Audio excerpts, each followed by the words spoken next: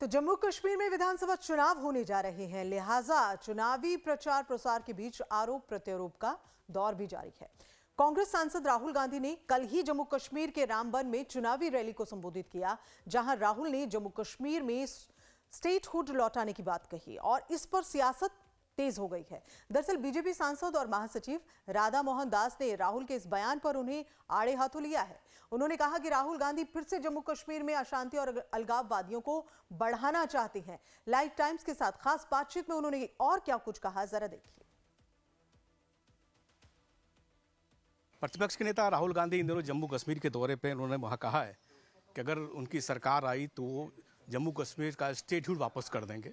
मेरे साथ राधा मोहन दास जी अग्रवाल जो बीजेपी के महासचिव हैं और सांसद भी हैं। सर, राहुल गांधी कह रहे हैं कि स्टेटहुड वापस कर देंगे।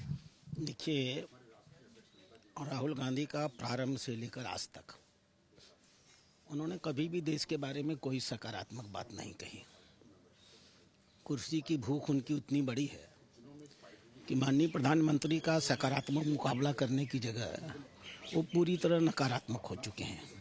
देश कैसे टूटे, देश में दंगे कैसे हों, देश में सामाजिक विद्रोह कैसे पैदा हो, देश की जातियां कैसे लड़ें, हिंदू मुस्लिम का संघर्ष कैसे हो, यही उनकी अपनी रणनीति रही है।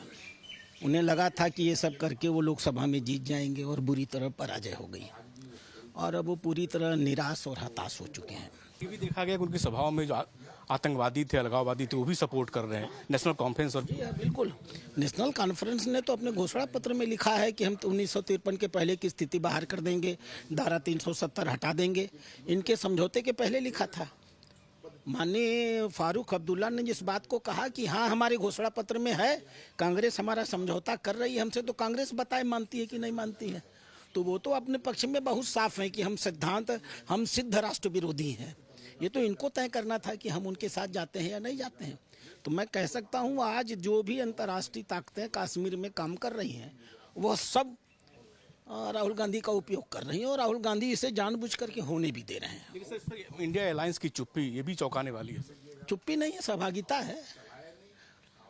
ये सारा का सारा इंडिया अलायंस नाम की कोई चीज़ तो है नहीं, एक फेकेड है जिसकी ज़मीन पे कोई सच्चाई नहीं है।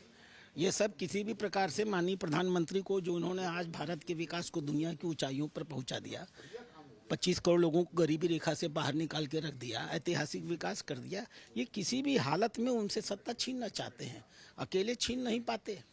इसलिए सारी राक्षसी ताकतें एक हो गई हैं कि किसी तरह छीन ले। होना कुछ नहीं है क्योंकि जनता उनके साथ नहीं है। Thank you sir. Kapil Solanki के साथ कमलेश सिंह, लाइव टाइम्स, दिल्ली।